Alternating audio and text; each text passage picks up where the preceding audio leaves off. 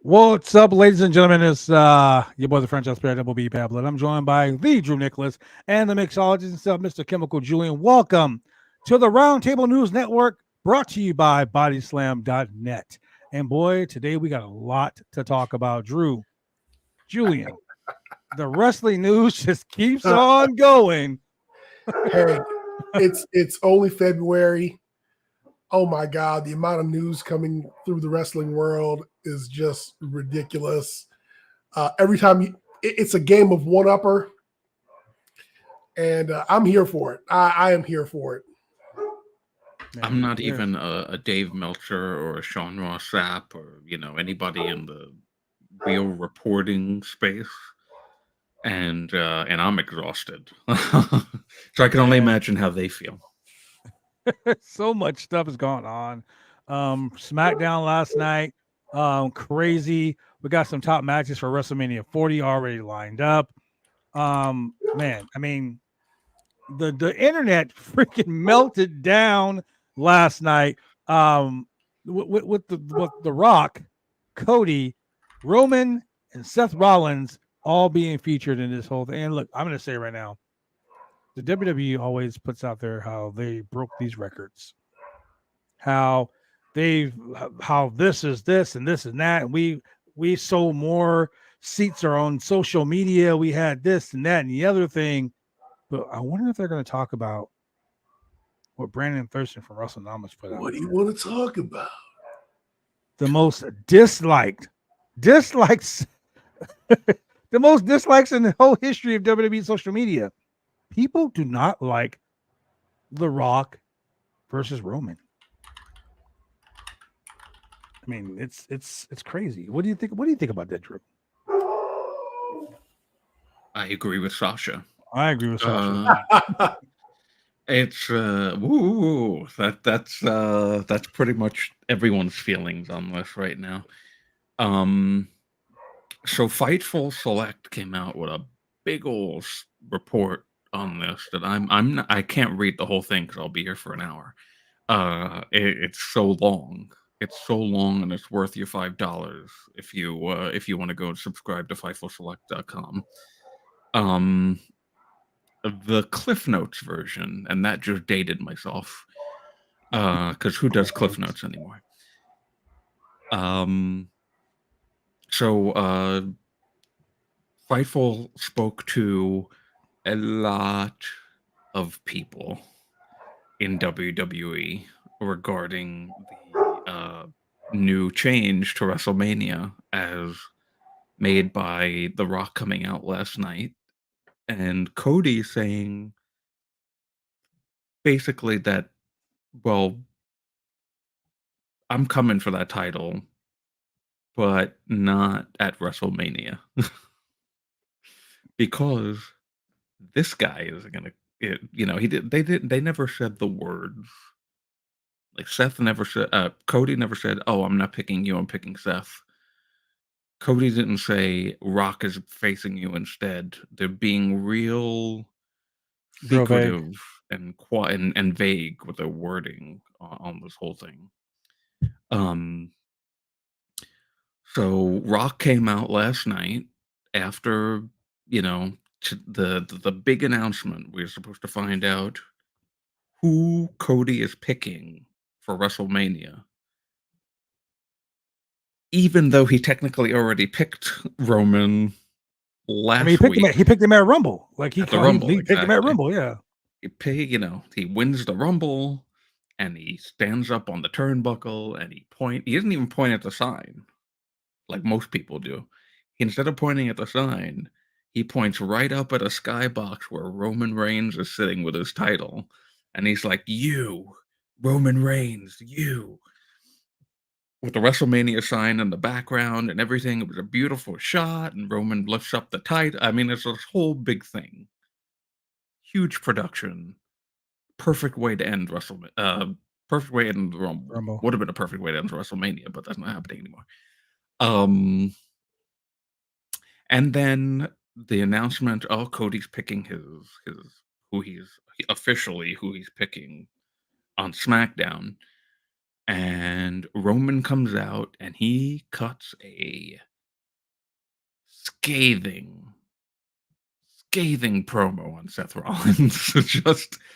just ethered the man. It was legitimately, I'll say, the best Roman Reigns promo I've heard in probably a year. I'm going to go back and watch it. You gotta go. You have to watch it. We might all watch it together after. Yeah, we'll. Yeah, you got to watch it. Yeah, because I got to see your reaction to it. And then Cody comes out to do the thing that we're all expecting him to do. But then he doesn't do the thing that we're all expecting him to do. And instead, he tells Roman, like I said, I want that title, and I'm coming for that title, but not at WrestleMania. Because he consulted, in the promo also he says, he consulted with other people and friends and legends and whomever else. And then, Nick Khan is in the chat apparently. Hi, Nick Khan. Nicholas Khan. You made a stupid Khan, decision. what's up? Thanks for jumping in. What's up, Nick Khan? Nick Khan, if that's really you, Bad Blood will send you the link, and we want to interview you right now. Right now, Nicholas. Right now, Nick Khan, please. You'll make our day, and we won't even ask you about Vince. I mean, hey, he does have a blue check mark on Twitter, so I mean, it might be real, Nick Khan. So Drew, before you get started, so Drew talked about how Roman kind of came out and cut his promo, and we have to talk about what Roman said, because number one, Roman Reigns is a heel. Number two, we have been saying this for years, since day one of this podcast. Heels tell the truth. It's an inconvenient truth, but heels tell the truth. People don't want to believe it. And Roman said he doesn't like to recap, and he prefers to move forward. But there were things said on Monday that he can't let slide. He said his little brother Seth Rollins said that he has the title. And Roman says he had to think about it. He had to beat everybody competing for that title. That would make them all number twos, and that should be the loser bracket title. I mean, technically, we said this from the beginning when they created that world championship. We're like, Seth, who wants that?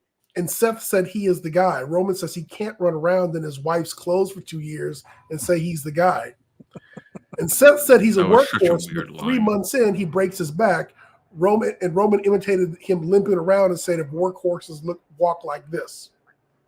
Wow. Roman said Seth wants to attack his schedule. And Roman said that he works less than Seth. He works 10 times less than Seth and still makes 10 times the money. Wow. So once again, all facts. He said, he asked the fans, do you want Seth money or do you want tribal chief money? And he said Cody's an idiot. He has values and all that. He doesn't care about foreshadowing that ended up being. He tells Cody he won't beg him like the other guy. He can either be the very best number 2 in the industry or he can take a crack at the number 1 again. Nothing that Roman said was a lie. No, it genuinely was his best promo performance since last year's WrestleMania. Because ever since then, it's been crappy.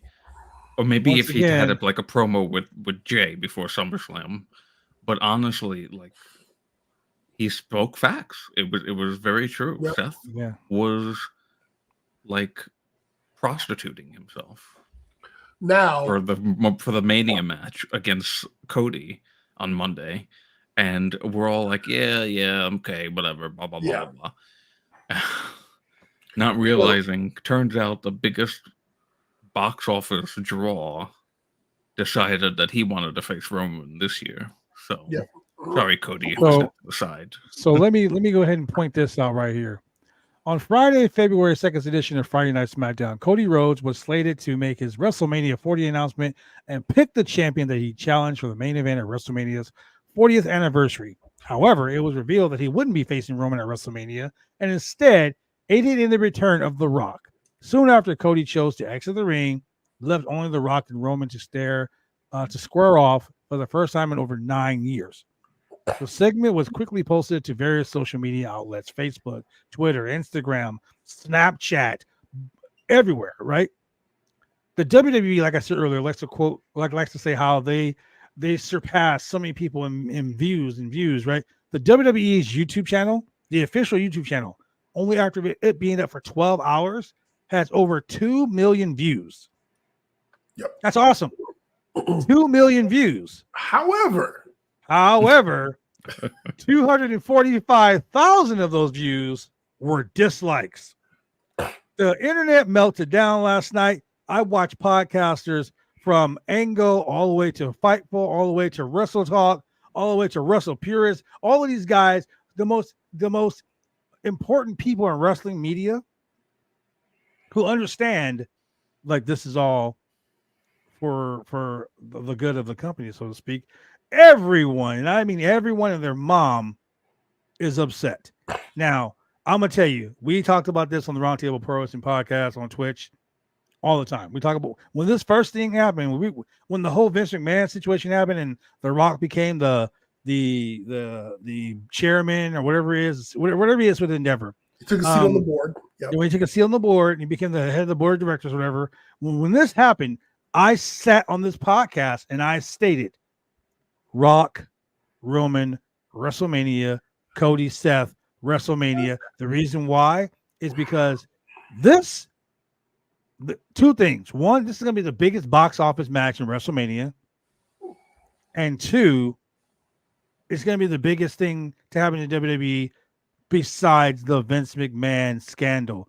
They're trying to take away, this is just my opinion, and we always say on the show, we speak the facts, we talk about the news, we report the news, we don't give our personal opinions. But in a business sense, Endeavor is doing a good thing by trying to distance themselves from the Vince McMahon situation. Now, the IWC, the wrestling fans, are obviously still invested in Cody versus Roman, that they're like, oh no, we're not going to have this. This is BS. We're not going to have this. We're not going to do this. This is the worst thing that can happen to WWE. But months ago, they were excited about the prospect of this. So my mind is blown. I'm so confused. What do you have to say about that, Julian? Okay, so two things. So first and foremost, we talked about The Rock facing Roman, I want to say months ago. Mm-hmm. And the whole question was, how exactly do you swerve Cody to facing Seth when everybody knows that he was supposed to go after Roman, but also everybody knows that WWE wants Roman to hold the title past Hogan's record. So it's one of two things. And as the fans, we're going to ask you, do you want to see Roman beat Cody again? Or do you want to see Cody not wrestle Roman and to see Roman defeat somebody else for the championship? Either way it goes, Roman's going to hold on to that title past Hogan's record. Win, lose, cheat, whatever he has to do, DQ, he's going to hold on to that title longer than Hogan so they can push Hogan's record to the side. He's not going to be he's not going to get up to what's his name? Bruno Sammartino. He's not going to beat Bruno Sammartino. He sure as hell isn't going to beat the Fabulous Moolah in terms of longest title reign. But we're in a period of time now where we have Gunther, who has held the Intercontinental Championship longer than anybody else. They want Roman to at least surpass the 80s era. You're not going to get to Bruno. That's just ridiculous. So there's that. You can either watch Cody lose twice, which the fans would probably want to riot and burn down the arena, or you can have Roman fight The Rock for who's the real tribal chief and who's the real head of the table. That what I've been saying. That had to happen. I've been saying this for months that Roman Rock doesn't need the title. It's bigger than the title. Oh yeah. So it'll of course it'll be for the championship, but that's not really what the issue that's at dispute. That's not the real championship that's in dispute here. So there's that. Now there's the other issue, and that is The Rock joining the board of directors of Endeavor, and like people have said that's like Shaq joining Papa John's. But somebody said I don't necessarily want Shaq making my pizza, but here you go. And so Roman is going to cut a promo saying how The Rock is corporate, how he booked himself into this position as part of the board of directors, how he's selfish, et cetera, et cetera, et cetera. That's the natural course. Not a lie, but it is a natural course for one of his promos or where this feud is going to go. Putting The Rock on the board of directors and doing this to wash away the stink of Vince and his issues, I don't know how well that fixes that problem. That's something that's not going to go away. That's a stink that's going to be lingering for quite some time. So, but what I will say is just from the, like Drew said, the bigger box office attraction, it's The Rock. He's a movie star. He's, a legend in the business. The Samoan dynasty is integral to the history of WWE. So there's that part of it, which is within the fabric of wrestling, and it does make sense. And we've expected The Rock to come and challenge Roman for quite some time now. So I think that this is here's the thing: 2 million views, 25% dislikes, but they're all still going to watch. Oh, that's definite. And I'm gonna tell you what else they're gonna do. Can I cut in here? I think a lot of people are going to watch, but I haven't for a while now, at least in the Triple H taking over creative era of WWE, I haven't seen people say that they're selling their WrestleMania tickets before. No. People are doing that now. Multiple people said it on Fightful's show last night. I've seen it on Twitter. People are actually questioning even buying tickets for the show, whatever tickets are left, because I know it's almost sold out. Yes. And I think the main thing that WWE should understand, or anybody who thinks that, this is just a fan thing and it's not going to be, nothing's going to matter. It's not going to matter in the end. We're not, for me at least, and I'm sure many other people too, it's not that Rock is facing Roman. Rock facing, and I said this last night on our show, Rock facing Roman is a huge deal. That's a marquee match. Absolutely. No doubt about that. Anybody that says that is lying to them. That says it isn't is lying to themselves. I don't think people are mad that Rock is facing Roman. I think that people are mad that Rock is facing Roman, pushing Cody aside, and it's also for a title when it doesn't need to be involved at all. Well, see, that's just it. That's hearsay because people, they never announced it as for the Universal Championship. Like they just said, everyone's saying Rock versus Roman. Listen, what it is just for the fact Rock versus Roman right now, based off of what they've been doing, is stupid. Mhm. For Rock versus Roman, at least not for that title, is even more stupid. You might as well just put the damn title on the line. I mean, I get that, but what I'm saying is people are getting so upset over Rock versus Roman when it really hasn't been announced for the championship. Like here's the thing. Correct. This morning, Stamford, Connecticut, WWE, part of TKO Group Holdings, announced that Dwayne "The Rock" Johnson and Roman Reigns will face off in an open to the public fan and media event, WrestleMania XL Kickoff, live from the T-Mobile Arena in Las Vegas this Thursday, February 8th, 4 p.m. Pacific Standard Time. Doors open at 2:30. It's a free, non-ticketed event delivered by Pizza Hut, free to all to attend, right? Fans and media will hear from both The Rock, Roman Reigns, as well as the WWE Chief Content Officer, Paul Triple H Levesque. On-site interviews, opportunities for media will immediately follow the event. Both participants, Cody, Seth Rollins, Bianca Belair, Rhea Ripley, so they're already setting up Bianca Belair versus Rhea Ripley, apparently. Yep. Because they're there. Building on the anticipation of already record-breaking WrestleMania ticket sales, this event will be hosted by Monday Night Raw commentator Michael Cole and Pat McAfee. It will stream on the WWE social media and digital channels as well as Peacock.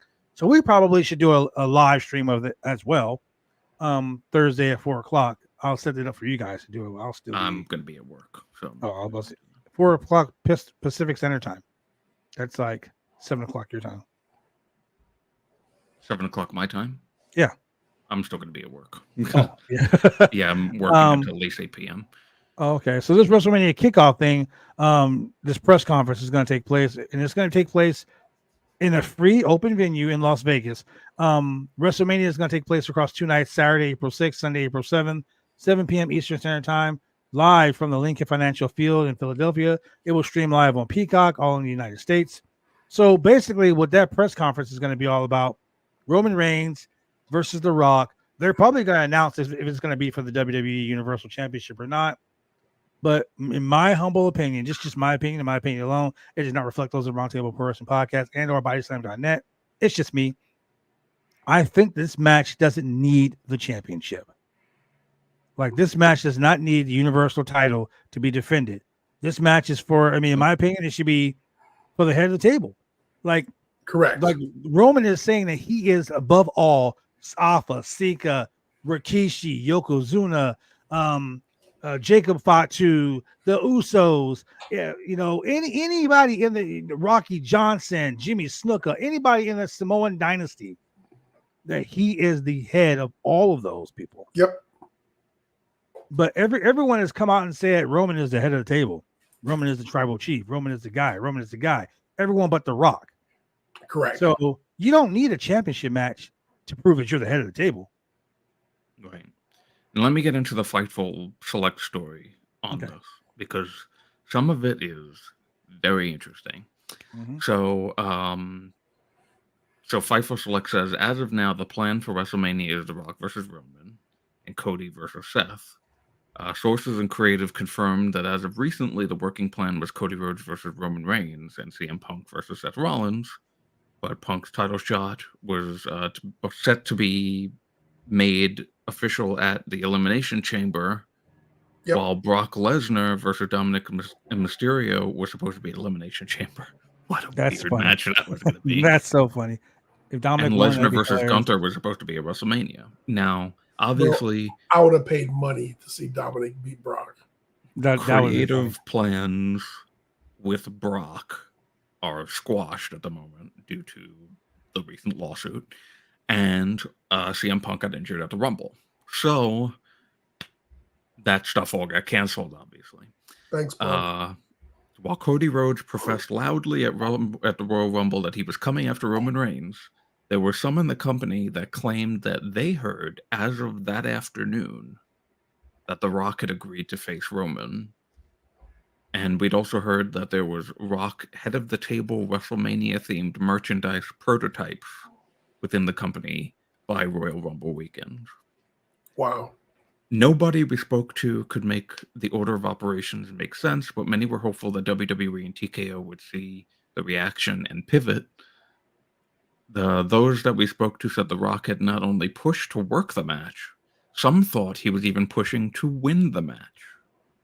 Regardless of what the finish will be, Multiple sources said that they viewed this as a political move that TKO believes will result in more immediate money than what would have been with Cody Rhodes versus Roman Reigns.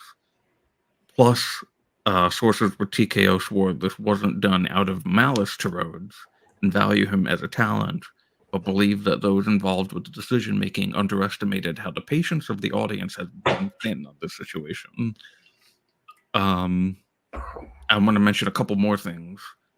There's been some creative shakeup within WWE as of late, and sources on the creative team expect Rock's longtime business partner and friend and former WWE creative member Brian Gerwitz to factor in heavily to the Rock's creative plans moving forward.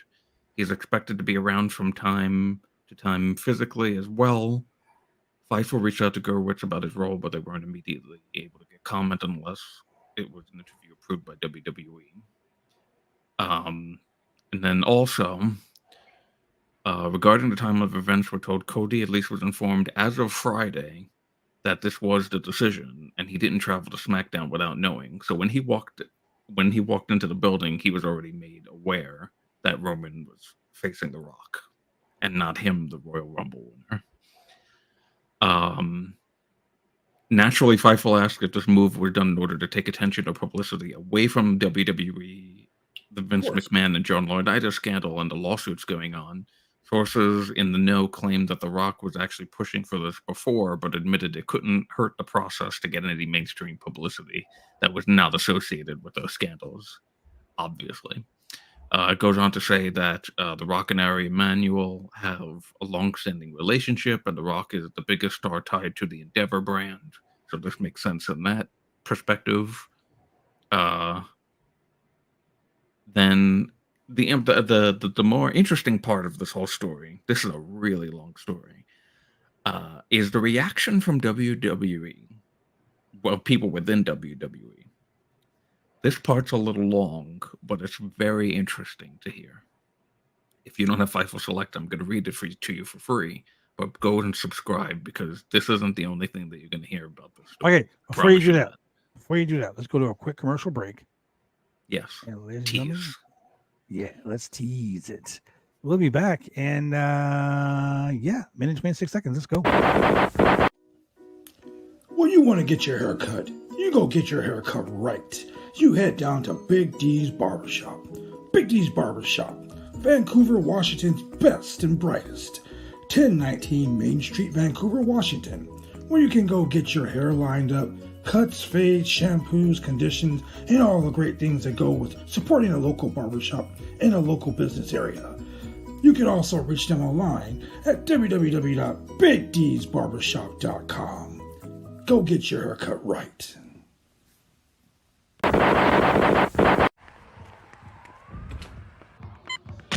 These are more than just the sounds of a safe place to go after school. These are the sounds of interest being ignited and of mentors making an impact. At Boys and Girls Clubs, we don't do just one thing. We do whatever it takes to meet the needs of every kid who comes through those doors. Because whatever it takes is what it takes to build great futures. Great futures start here.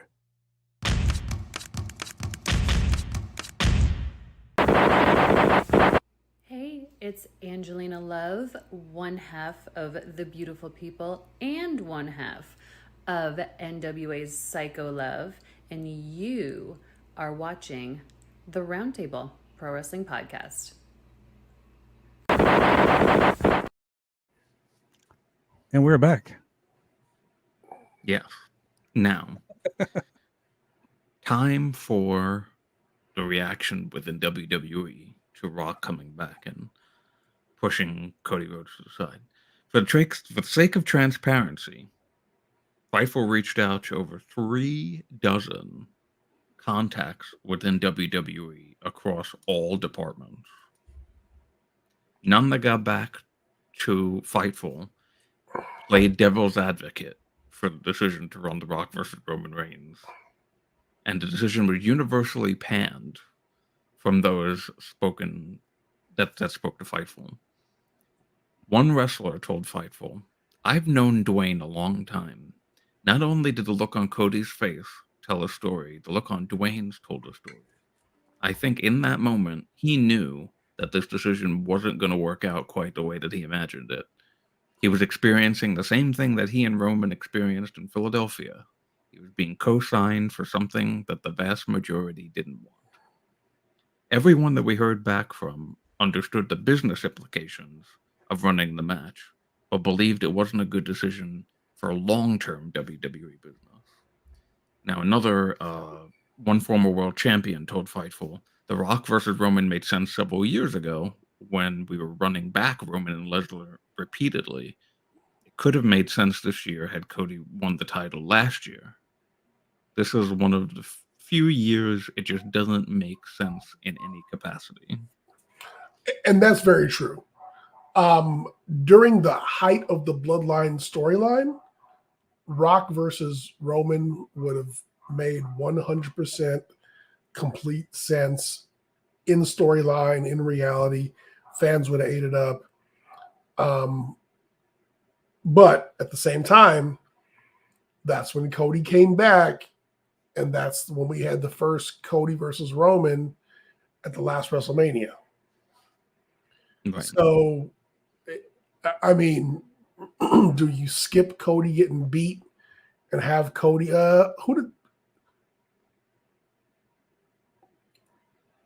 There was no other championship last year. Correct. At Mania, was there? Yeah. No, that's when they created After Mania because people were upset because of that. So Cody would have had absolutely nothing to do. I mean, he would have fought somebody. But all the hype that Cody had when he came back, like he was coming for Roman's title at the time. So do you delay that for a year? Because Cody had his feud with Seth. So when Cody came back, his first feud was with Seth.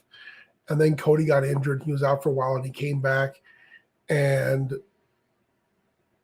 him coming back was him going after Roman. So... But then they did that thing where Brock randomly turned on him, and then there was a feud with Brock for months. Correct. Yeah, no, and Drew, you're absolutely correct, because, like, what do you do now? Like, would you have just... Well, you wouldn't put Cody on the shelf, but would you have had Cody versus... You would have pulled the trigger on Brock earlier and had Cody versus Brock at Mania last year? I mean, what do you do? Yeah, I mean, that whole thing...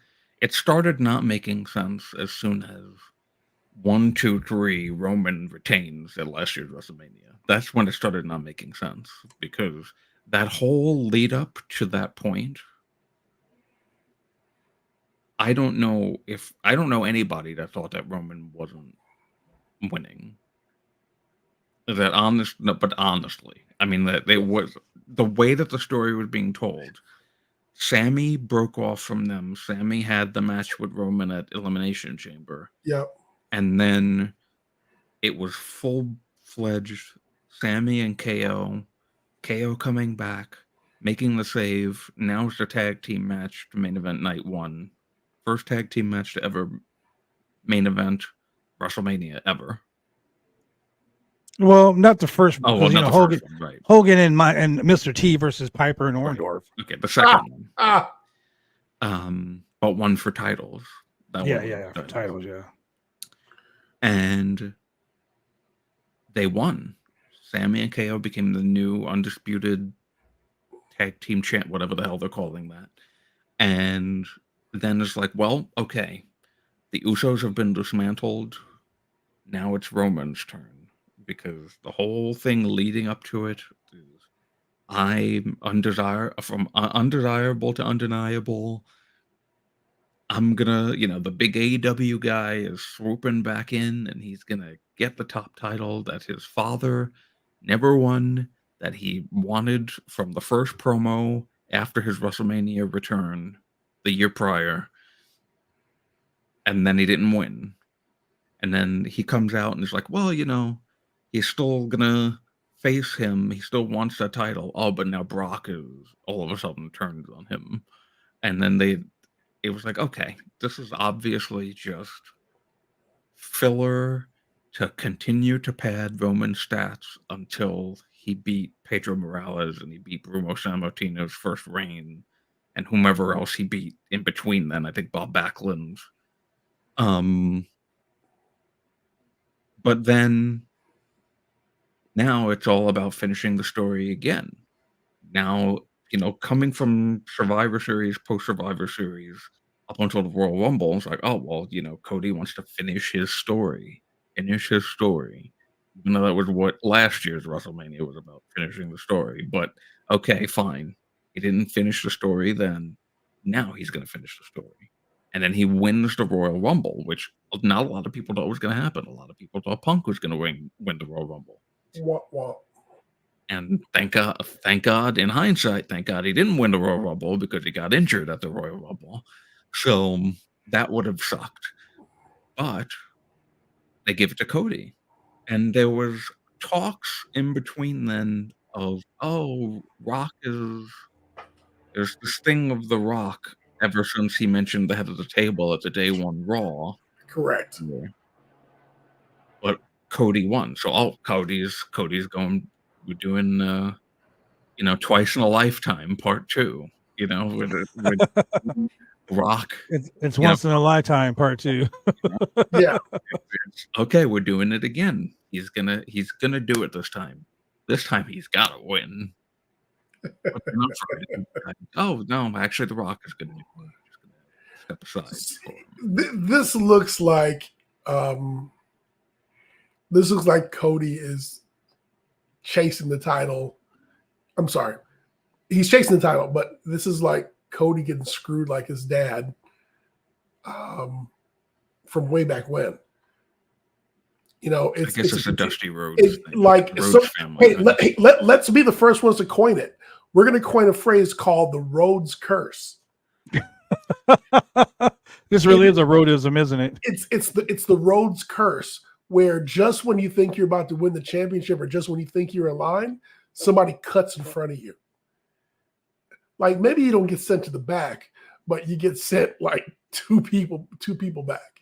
Cody Rhodes is the Rosa Parks of the WWE. It's the Rhodes Curse, and you're just in the constant chase for the title. You're constantly going after it, and it's always just within reach. It's kind of like when you drop your cell phone in your car and it falls between the edge of the seat, and you're driving and you're trying to grab it. It's right there, the tip of your finger. You just feel it. You just can't grab it. But that literally happened to me when I was driving home talking to you. But you won't stop driving and just pull over and pull it out. You just keep on reaching for it, but it's just not there and you can't get it. And that is Cody's plight at this time. And what's he gonna do? Go back to AEW? No. I guarantee you, Cody is making goo gobs of money.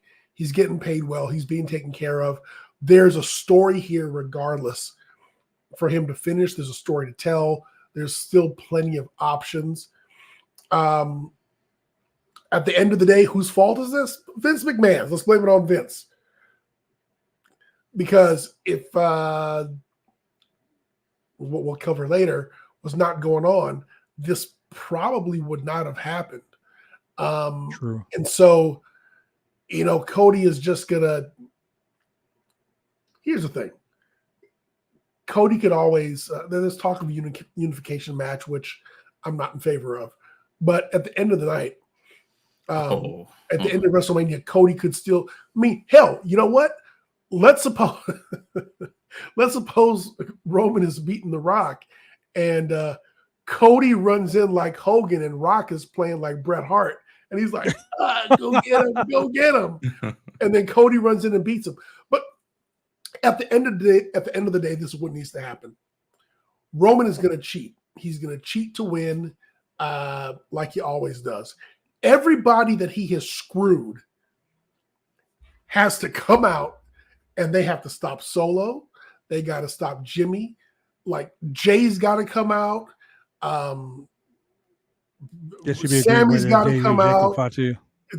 I mean, all these people have got to come out, and anybody that Roman has screwed over, hell, even maybe Jimmy and Jay will end up on the same side, and Jimmy will be like, you know what, fuck this dude. But I had just had a thought of maybe Jay and Sammy and KO and whomever help The it's Rock. going to be one of those things where you got to pry that title from Roman's cold, dead hands. And everybody, let's face facts. All this time, he's been a dick. He's been a bully. And he's got to get his comeuppance. And that would be the way to do it. Now, not by handing it to The Rock. Not at all. The Rock has got to play Bret Hart. Oh, you go get him, Hogan. That's got to be The Rock. Although that would look so damn silly. I think Cody's promo on Monday on Raw needs to be him sitting Indian style up on the ramp. CM Punk. And trust me, this isn't sour grapes. But the fact that Dwayne is in the main event of WrestleMania this year and I'm not makes me sick. Look, let's look at the irony here. The last time The Rock came and took a WrestleMania main event from a Royal Rumble winner, a Money in the Bank winner, a guy who was the WWE champion. Dude, think about this. CM Punk comes back to the company. Says he's going to get his WrestleMania main event. It's all he's been wanting all this time. Yep. He left the company because The Rock stole the main event of WrestleMania. He left the company 10 years ago because of that very situation. And now it's happened again. Yeah. But I want everybody to really think about something here. Go back and watch the video from last night. Look at the face-to-face between Roman and The Rock. Look at The Rock when he's looking at the crowd. The Rock does not have that confidence that the crowd is 100% behind him, that he's the people's champ, that he's the crowd favorite. He looks a little bit nervous because he knows he's right on the edge of the crowd turning on him. And he's not the person that he used to be to the fans. And when he came out last night, he talked to Cody and he whispered whatever to Cody and he came out. He was being very careful about what he said. He was trying to say like the least and not do too much. Yep. Because he knows that he's at a tipping point where the crowd could absolutely turn on him. And we all know the last time he was in the ring with Roman Reigns and he was like, hey man, cheer for this guy. He's a good guy. And the crowd was like, booed him out the building. Boo. And The Rock was the like, same city that WrestleMania is in this year. He was like, yep. Are they booing me? Yeah, he looked, dude. We watched that. We watched that, and he was like, he looked so, dude. He was like, what the hell's going on? Yeah, I'm not used to this. 100% like, wait, I did not see this coming. Like, what the hell? And then after that, you never saw him with Roman again. True. You know, that is he true. was like, dude, you're a stink I don't need.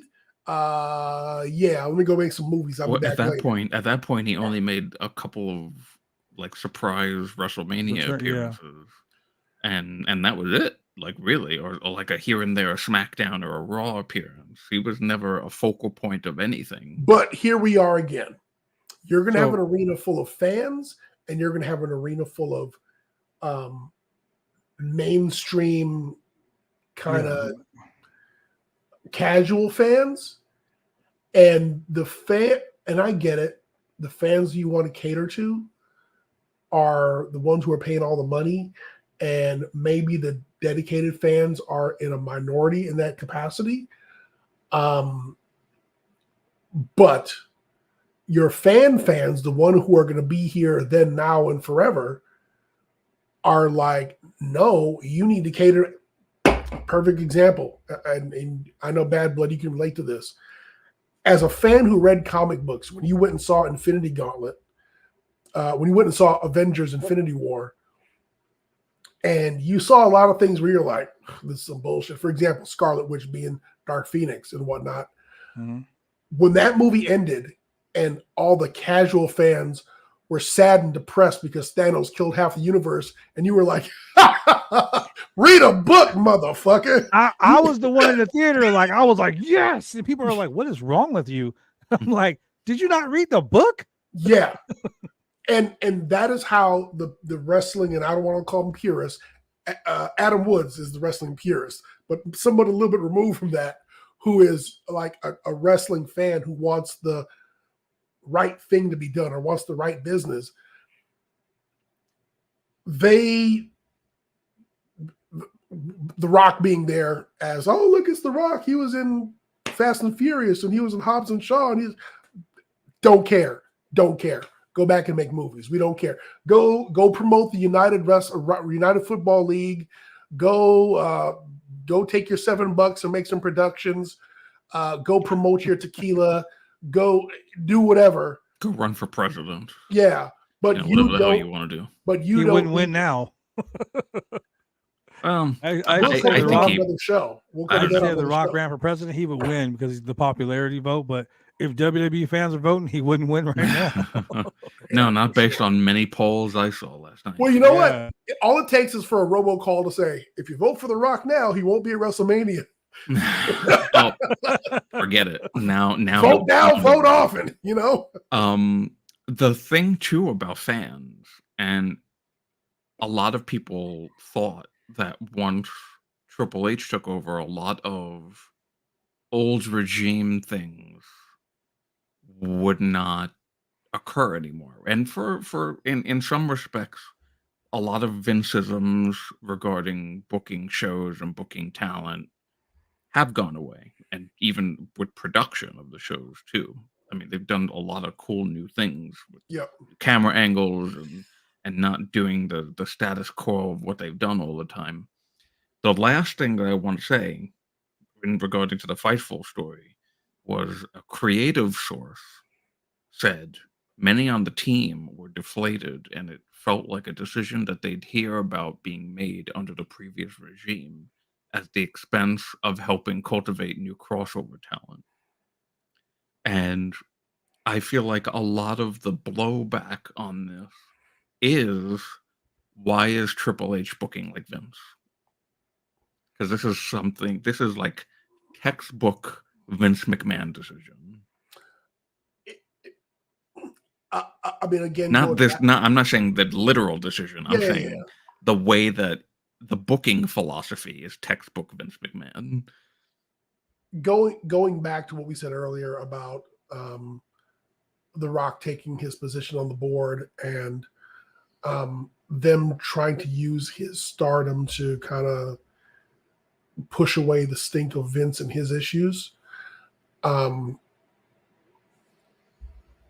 It was kind of this is where, as a wrestling fan, you are now, this isn't independently owned WWE. You are now part of a corporate environment where they have to do what's best for the company to keep the stock up and to keep the best face of the company in the public eye. But I will say this. If Cody does, if they do push Cody versus Roman to SummerSlam, they've always called SummerSlam the WrestleMania of the summer. And that's a way of keeping those dollars just constantly being generated and keeping people coming back. The bottom line is there's a lot of people invested in seeing Cody become champion. A lot of people want to see that. However, once Cody does beat Roman, then what? And that's what people are not looking at. People are not seeing. People are wrestling fans. Wrestling fans, they don't. They have television. They just see what they want to see at the end. They don't see the little things on the side that are going to matter. But then again, with everything going on, I can say, like watching The Rock come back and watching the whole, we talked about it on the podcast for weeks. We already knew this was going to happen, but watching it unfold and watching how the IWC is so up in arms about it, wrestling fans are fickle. Very. They want what they want when they want it, and then when they get it, like, okay, classic example. We need a new world champion. We're so sick and tired of Roman Reigns. We're so sick and tired of the fact that he has that championship belt and, he defends it once every like 6 months. You know, wrestling used to have a 30-day rule where you have to defend the title once every 30 days. Not for Roman. So what they do? They created a whole new world championship belt. Yep. They gave it to Seth Rollins. Yep. 3 months in, God, I wish Rollins would lose the belt. But Yep. you literally just wanted Rollins to be champion. The moment Yep. he's champion and he's doing the workhorse stuff, he's going after, he's beating his body up week after week. God, I wish he'd lose the belt. Right? Yep. People also said, geez, I sure can't, you know, this whole Vince McMahon thing, God, I can't stand Vince. I can't wait for Vince to be gone. Man, when Triple H comes in, it's going to be great. Triple H comes in, does great. Everyone's like, oh, man. I said, wait for it. Yep. Did I not? I said, wait for it. The moment Triple H did something that the IWC didn't like, oh, get rid of Triple H. He's horrible. He's just like Vince McMahon. Like, Jesus Christ. You can't call me that, though, because I've been consistent since day one. Yeah. I wrote it out for, what, like 2 months with you? I was on every Raw post show that we did. I was like, oh, okay, yeah. But, oh, okay, yeah. But, and eventually, you know, by the time Dexter Lumis was stalking The Miz, I was like, yeah, okay. It doesn't seem like much is changing here. So, Drew, that's a perfect example. And the reason why that's a good example is because the promos and the lead up to Dexter Lumis stalking The Miz was great. Like the things about the when they showed Dexter Lumis in The Miz's car and in his house, all those vignettes and stuff were great. But how do you pay it off? Just like building up Cody versus Roman. And that's what Cody winning the Rumble. How do you pay it off? You know what they did? It's 1 year too late for that. It is, in my opinion. It's 1 year too late. With you. Like him not finishing the story last year, not defeating Roman last year, put a lot of sour taste in people's mouths, and it affected their viewing of WWE last year. So here's the thing: their ratings haven't suffered, but Cody losing to Roman was on par with Brock Lesnar beating The Undertaker. On par, not the same. It's apples and oranges, but it was on par with the shock value because everyone knew, woo, yeah, man, my boy Cody, he's here to kill that evil Roman Reigns and put that tribal chief to bed, and he did. Oh shit, the heel won. Well, look, I'm gonna do this. You know what else was a perfect example, by the way? The thing that got me the most, that it took them over a year to finally like really get it right. Triple H's technical first show as head of creative, SummerSlam of not last year, the year before, right? Damage Control. The debut of the Damage Control stable. Yep. And they didn't get I'm going to refrain myself there. I was going to say the F word. They didn't get the women's tag titles for months. Yep. All of these piss poor crap teams were getting the titles. And we talked about it so bad. Beating them for the titles for months after their debut. And it was obvious that they were the clear rightful champion. I mean, the way that they debuted breathed a fresh of I can't even breath speak. Of fresh air. A breath of fresh air into what we all thought was going to be the golden years of WWE post Vince creative shit. And then it turns out, oh, well, actually, no, Triple H sucks sometimes too. With Dexter Lumis, with the Drew McIntyre at Clash at the Castle. Well, I'm going to do this, guys. With the Money in the Bank fiasco with Austin Theory. Hold on. I'm going to do this so we can get off this negative topic. I want to say today, February 3rd, in history is a historical day in the world of professional wrestling. How so? Because today of all days, Haku was born. Happy birthday, Haku. Happy birthday, Haku. Also, I'm going to read some real cool things out right here, okay? The Minnesota Wrecking Crew, Gene and Ole Anderson beat Rufus R. Jones and Wahoo McDaniel in Raleigh, North Carolina for their third NWA World Tag Team title. Didn't we just have a Minnesota Wrecking Crew quiz? Wasn't they just on the quiz show? Yes, it was. Yes, it was. Yep. On this day, NWA World Television Champion Tully Blanchard with Baby Doll fought Magnum TA to a draw for the title. A draw. On this day, NWA World Champion Ric Flair retained his World Championship against Wahoo McDaniel. Okay. The WWF's second edition of Saturday night's main event was live on NBC at the Bradley Center in Milwaukee, Wisconsin. The rating was 11.6. And on this day, brother. Oh, brother. Are you ready, brother? The mega powers exploded, brother. Oh, yeah. Hulk Hogan and Randy Macho Man Savage with Miss Elizabeth defeated the Twin Towers, Akeem, and the Big Boss Man with the Dr. Style Slick, baby. Hogan pinned Akeem with a leg drop. During the match, Savage was thrown out of the ring by Akeem onto Miss Elizabeth. Hogan dropped the big leg on the African Dream Akeem on Black History Month.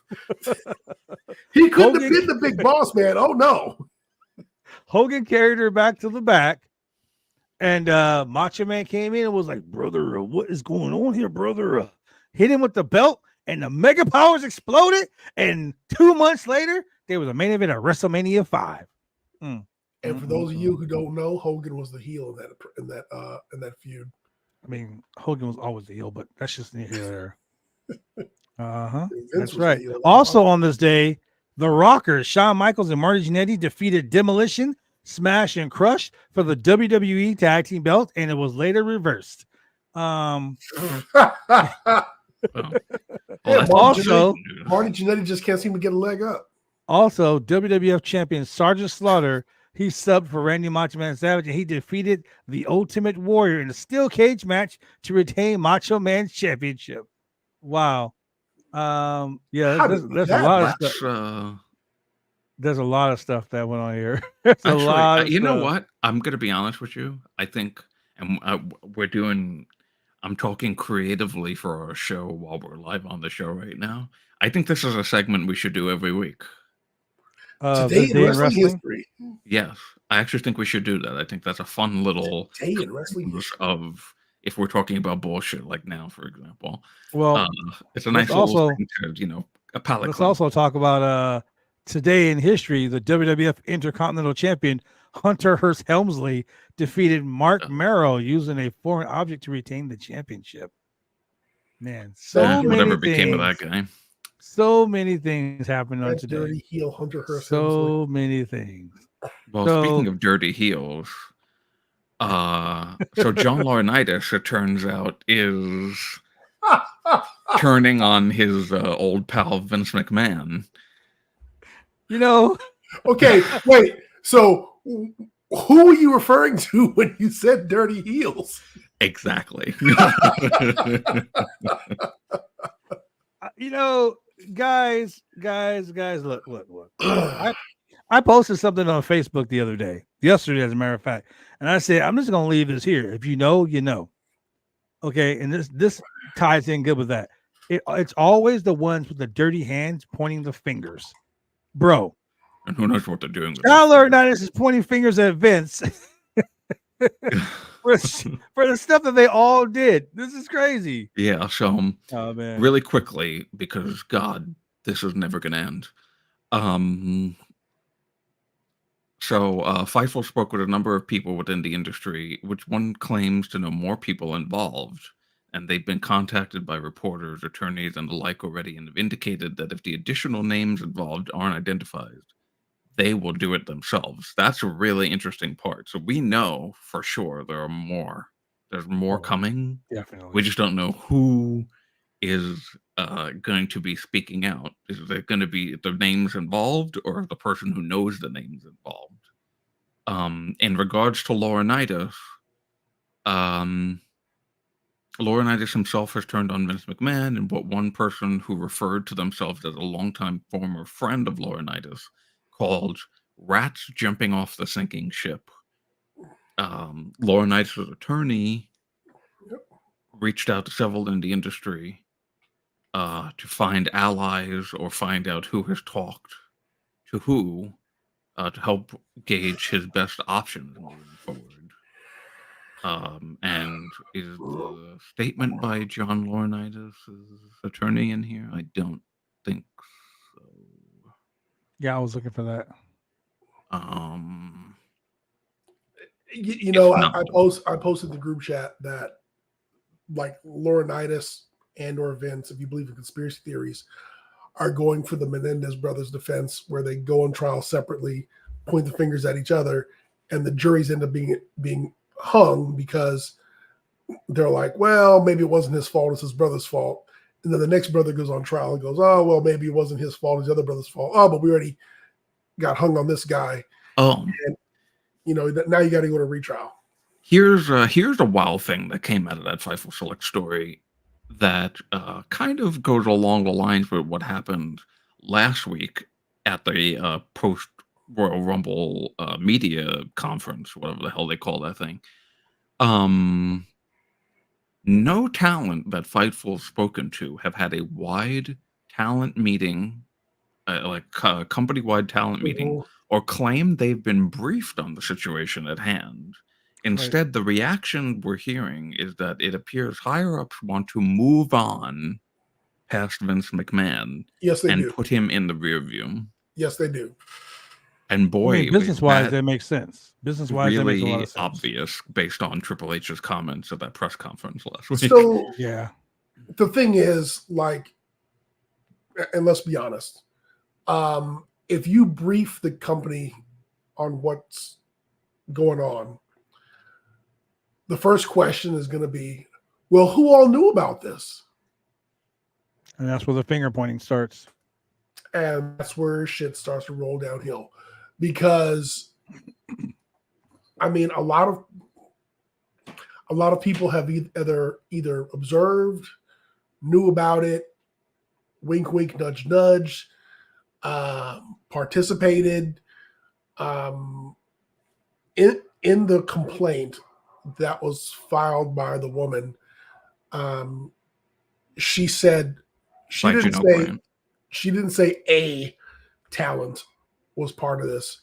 She said several talents. Oh yeah, several talents. WWE corporate officer 1, 2, and 3. Yes. Physician, tech crew. I mean, there's a whole bunch of people. Yes, and while each and every one of them is going to say, well, if the boss tells you to participate, you got to do it or else.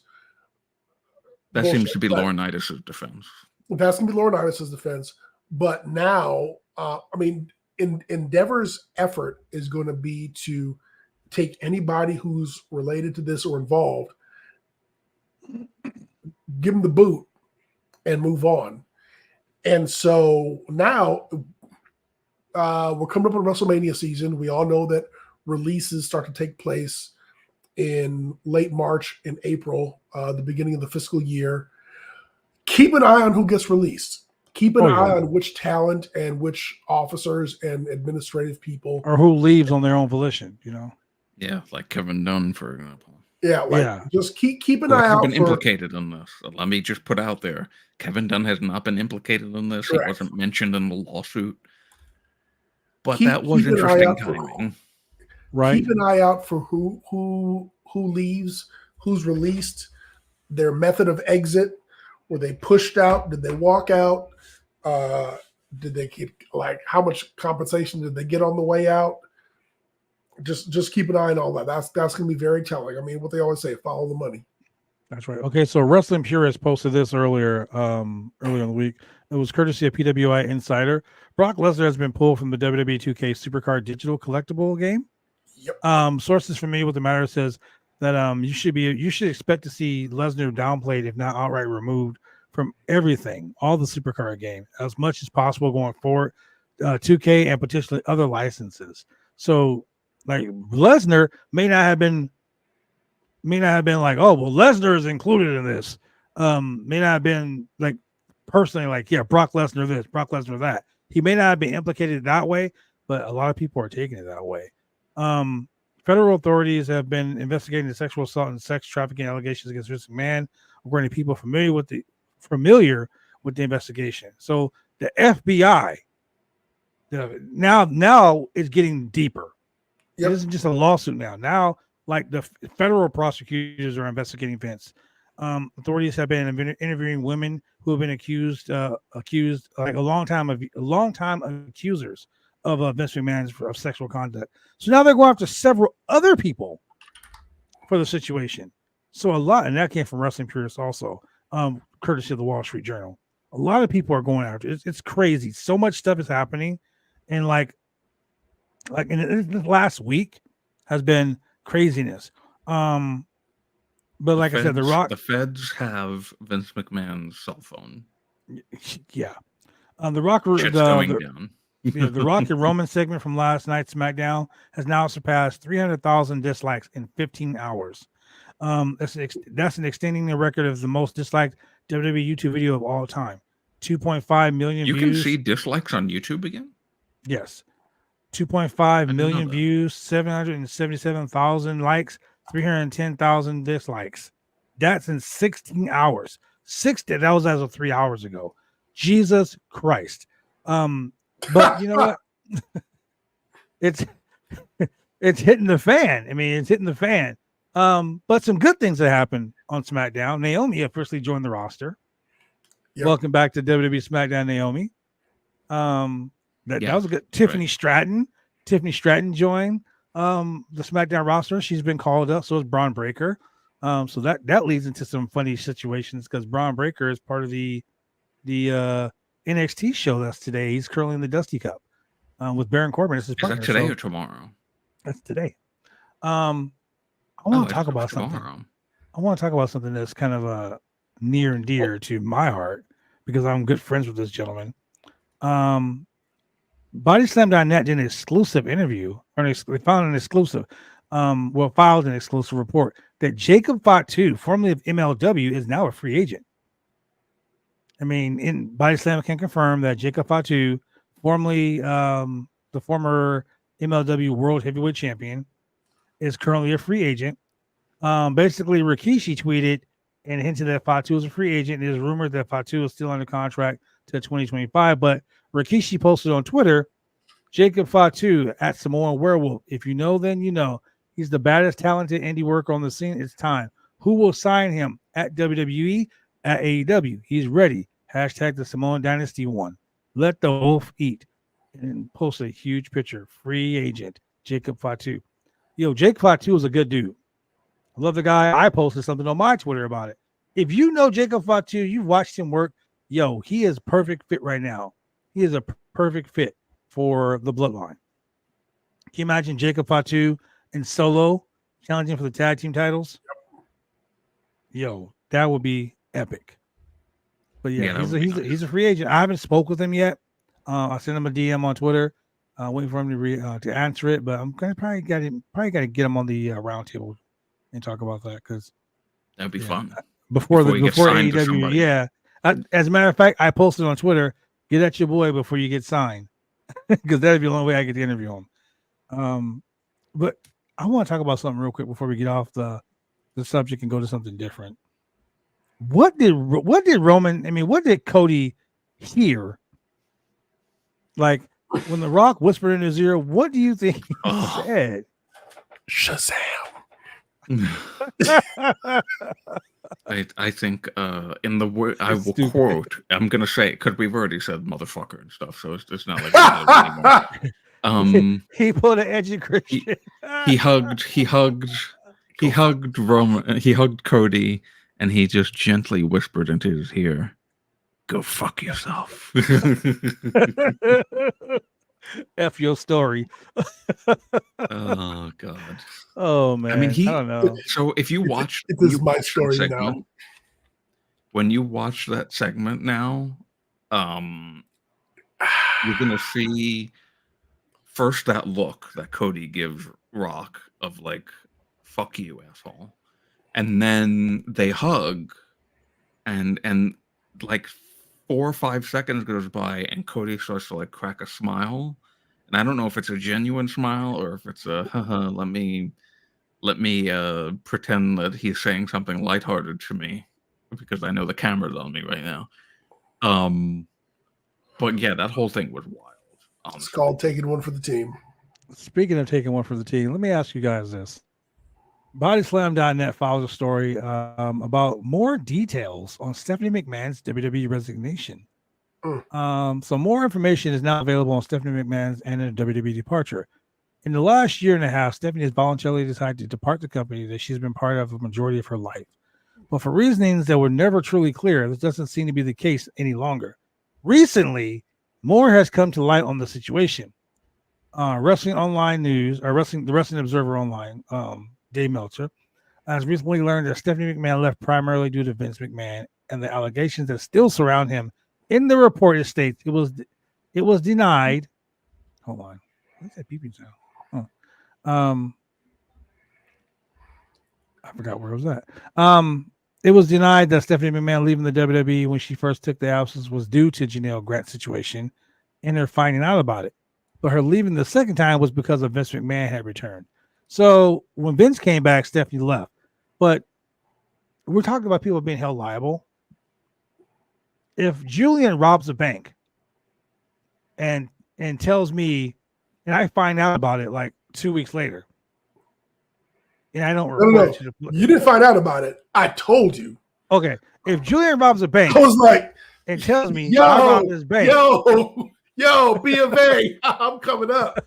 Yeah. If he robs the bank and tells me 2 days later, and I don't report it, I become an accessory to that crime. Correct. Because I didn't report it to the police. By law, I become an accessory to that crime. So if Stephanie knew about the Janelle Grant situation and didn't come forth with it, does that make her an accessory? Do you think that's why? And this is just me asking a question. That doesn't make her statement, accessory, but that makes her able to get subpoenaed. The only person who cannot testify against Vince McMahon is Linda. Yeah, because she's married. The only person who cannot be compelled to testify against Vince McMahon is Linda. Linda can get up there. Although based on their supposedly, and allegedly based on their relationship, she might just want to come out and say something anyway. Like, oh, fuck that guy. But here's the thing, dude. I'm pretty sure. So Drew posted a historical account of this whole drama, and something you have to realize is Vince left the company, and then when he thought things were okay, and he petitioned to come back to the board, Stephanie, Triple H, Nick Khan, and everybody else on the board wrote him a letter back saying, nah, bro, we don't think this is a good idea. You need to stay where you are and stay away from the company. And Vince was like, well, I've got the majority voting share here. So if you don't let me back, I'm not going to vote for this company to be sold at this premium price so we can all get paid. Which means, and which we all knew, this whole sale to Endeavor had been in the works for quite some time. Mm-hmm. Ari Emanuel, everybody, this had been going on. And Vince's power play was, I will squash the sale if you don't let me back. Nobody wanted him back. They knew he was a liability from before the company was sold. And when Vince came out on SmackDown and Raw and power walking and welcome to SmackDown, welcome to Raw, and all this, and he said nothing about the scandals, that was him swinging his thing, which is what he's in trouble for right now, just to prove a point. The feds couldn't get me. You can't get me. They couldn't get me on steroids. They couldn't get me on this. They couldn't get me on that. And so when they pushed him out, if your daughter and your son-in-law and these people that you've worked with for so long are like, bro, stay home. You're bad for business. That is telling of what they knew about what he was up to or had an idea or whatever. These allegations, like a lawsuit doesn't just end up on your lap and you're like, oh, where'd this come from? This whole thing with the young lady who's suing him right now. I'm not going to say her name for a number of reasons, but they knew this a while back. This wasn't a train that just hit him when he was crossing the street. This was a train that he saw coming down the track. That months ago, Vince McMahon was identified as a liability to the shares of TKO. Yep. I mean, he came out there, he went to Wall Street, he rang the bell, freaking looking like J.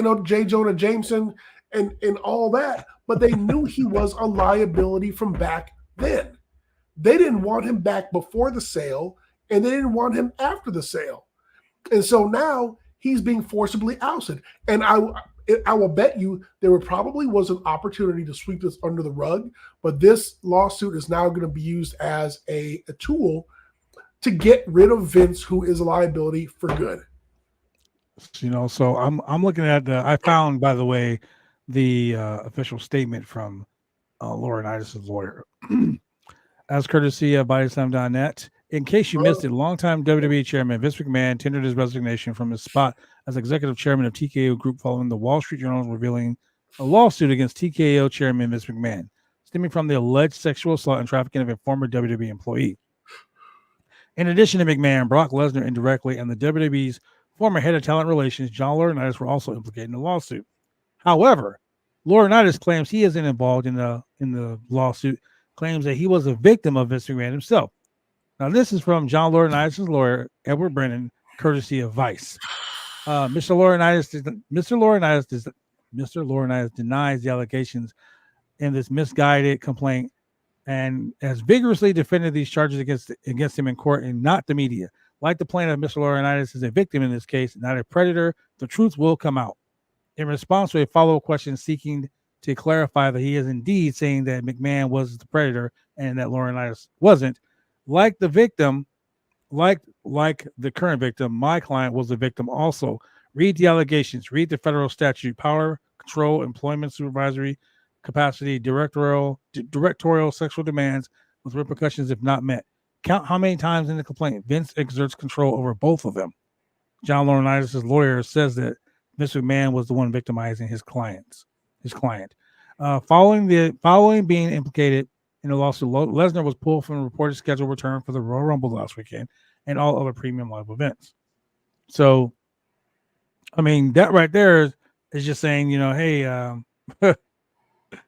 it's not going down. I mean, a lot of people have been, implicated over the years with WWE, issues. As a matter of fact, Shawn Michaels commented on posts on past allegations against him by Brutus Beefcake. Like, ahead of this weekend's NXT, Shawn Michaels. Ahead of this weekend's NXT Vengeance Day premium live event. Brutus Beefcake made allegations against Shawn Michaels. So, Here we go. Ahead of this weekend's NXT Vengeance Day premium live event, the brand's head of creative, Shawn Michaels, hosted a media call for the press. During the Q&A portion of the call, of course, our boy Nick Hausman of House of Wrestling, who asked all the questions. Shout out to Nick Hausman. That dude is not scared to ask questions that no one wants to. Asked a question about WWE Hall of Famer Brutus Beefcake's comments that Michaels and Mario Jannetty allegedly used drugs to seduce women into sleeping with them. So Beefcake accused the Rockers of doping up women to have sex with them. I'll say this: I've never shied away from the stupid stuff I did in the past. If you go, this is from Shawn Michaels. I'll say this: I never shied away from the stupid stuff I've done in the past. If you go back and ask Brutus Beefcake, he'll tell you, one, never seen any of that actually happen. Any wrestling stories, he's always redirected that. He's always reacted that after saying it. I can say this: I've had a lot of struggles in my life, and I don't know how to say this without sounding shameful. But being with the lady was not something Shawn Michaels had a difficult time doing. I've never been in a situation where I had not non-consensual in any way, shape, or form. I've never taken advantage of someone in that respect. Those things are done for two reasons. That's like for me. This is why I stray from things like that on the road. This is why I don't do things like that. Things are done for two reasons. I've done a lot of counseling in my lifetime. The reasons you do that stuff is because you dislike women or you have power issues. Shawn Michaels did not have any of those. He had insecurity issues. He had problems feeling like he wasn't enough. That's why you go to drugs and downers. The other stuff is to build on power and disrespecting women, which is something I've never done. Any accusations against me, sorry, my computer's flipping. Any accusations against me as far as non-consensual time with women simply is not true. That's why they never come up to anything other than that. I don't mean to be mean to you guys, but it's never come up to anything other than wrestling stories. Back in the day, it was dirt sheets, and those things started from guys spinning a lot of stories that weren't true. Dude, that right there is 110% true. Sometimes on the road, if a guy is mad that you're getting more over than he is, or if a guy is upset that, hey, this booker booked me and not booking this guy. Stories, it's like the telephone game. Telephone, tell a friend, tell a wrestler. Yeah. Story can change 100 times. That's why when we read the 67 pages live on the show, me and Throwback did 67 pages. It was all factual because it was literally an in court document. We read everything word for word. Like my mom used to always tell me this, and I live by this motto: two people who don't know each other can't tell you the same lie. Yep. So I'm glad Shawn Michaels cleared that up because, like I said, a lot of stories, man. A lot of stories are coming out now that the Vince McMahon situation has happened. So many people are coming. So many people are coming out of the woodwork, so to speak. So, what do you guys think about that? Oh yeah, I mean it's kind of like it's similar to what happened during the speaking out movement a few years ago. Yeah. Like one person felt comfortable coming forward with a story, and then all of a sudden the floodgates opened, and there's a whole bunch of people now having allegations against them. Yeah, so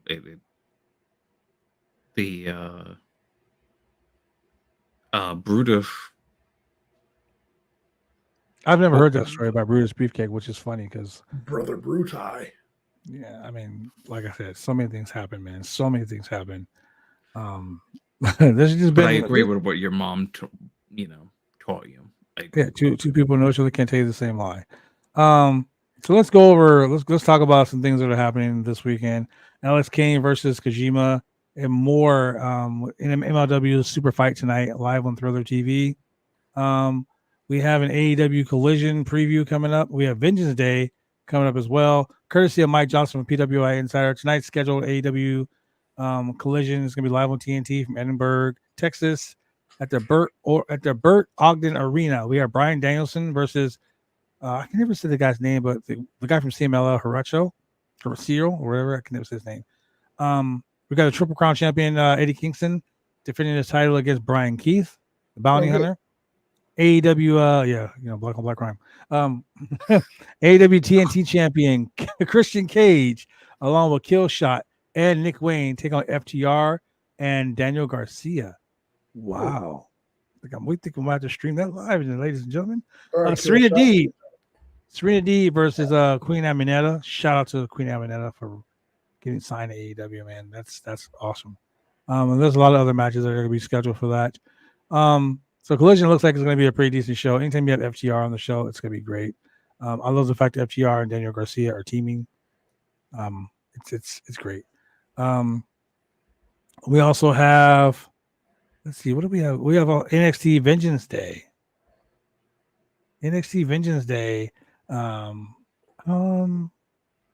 That's Sunday. Oh, this Yes, tomorrow. it's tomorrow at 4:00. I don't know why he said today, but so we have NXT champion Ilya Dragunov versus Trick Williams. We have NXT Women's Champion Liv Akira versus Roxanne Perez. We have NXT North American Champion Obafemi versus Dragon Lee. We have the Dusty Classic 2024 finals. We got Braun Breaker and Baron Corbin versus Carmelo Hayes and Trick Williams. So Trick Williams is doing double duty. Double duty. He's in the main event. I guess Dragunov and he's doing the Dusty Classic. Wow. We got the families Tony D'Angelo and Stax Lorenzo along with Adriana Rizzo, taking on Bronco Nima and Jada Parker and Lucerne Price. We got Dijak versus Joe Gacy in an ODQ match. Yeah, this is going to be at the Corbin Arena and Corbin, Kentucky. So, yeah, courtesy of PWI inserters Mike Johnson. We'll go ahead and put that out there for him. What else we got going on? Let's see. I mean, there's so much craziness going on. Big E's new animated short features a look at China in the new WWE 2K game. Okay. Yeah. We got a new announce team on SmackDown. I mean, Yeah, we got they actually didn't mind the two of them together. Corey Graves put this on Twitter. I haven't been this nervous in years. A new rule, a new mountain, a new challenge. There will be bumps in the road. There are plenty of room for improvement, but as a lifelong fan, it's an honor. I will do my best to do right by you, SmackDown. That was Corey Graves on Twitter. And Yeah, Stu that was the Bennett. first time he was put in that role, right? Yeah. Stu Bennett, a.k.a. I got some bad news. Wade Barrett says the savior of misbehavior and the king of bad news tonight on Friday Night SmackDown. What could possibly go wrong? They did real good. Well, it turns out a lot went wrong. Well, The savior of misbehavior and the king of bad news. I love that. So the last thing that I have on the docket is related to something that may be happening next week on Dynamite. ooh, A little bit of tell us more, spoiler. Drew. Little spoiler alert. Tony Khan has himself a huge announcement. Here we go. that we're making, Here we go. and it could be related to Mercedes Moné, potentially. We will believe it And when we and see you know, it. yeah. But here's the thing. So, Mercedes Moné, who did not return at the Royal Rumble, like Yeah, many thought. I know. I lost the predictions because of that. It's all good. So Andrew Zarian was on a show that I was watching. I think it was on Wednesday. In the Weeds, a Fightful Overbook show with Joe Pearl and Jeremy Lambert, and he was doing this funny little tease about liking TD Bank. Huh. And Interesting. obviously, TD Garden is in Boston, Massachusetts. Where Sasha Banks, aka Mercedes Money, is from. Yeah. Oh my gosh. And there was, I think, a Fightful report, or somebody reported earlier this week that Mercedes is expected to debut in March. I think that was on the fight. I think I saw that on Fightful. So I thought maybe Could she was going be. to run into Mania and save her friend Bailey. I so don't the trust potential anything. tease there was that Tony Khan is going to announce a TD Garden date in March, which will officially be Mercedes' debut, and maybe Okada's debut too, and to AEW officially. If I don't see a press release from AEW, then I'm not gonna believe it. Tony Khan makes these huge announcements. Hey, I had a huge announcement that today is Saturday. I got a huge announcement, guys. We're on BodySlam.net. I got a huge announcement. Today I'm wearing black and gray. Like I got a those huge announcement. announcements I drink coffee. Water is wet. every day. Water's wet, the The sky sky is blue. is blue. The grass is green. Apparently not on the other side sometimes, but it is what it is. Ladies and gentlemen, thank you very much for joining us here on the Roundtable News Network, brought to you by BodySlam.net. We'll see you guys next Saturday with more of the breaking news of the week. Let's see what else is going to happen in a week. Oh, geez, you shouldn't have said that. For the Yeah, mixologist, say that. for the mixologist, I'm the franchise. For the Drew Nicholas. Thank you very much for watching this. Have a good day.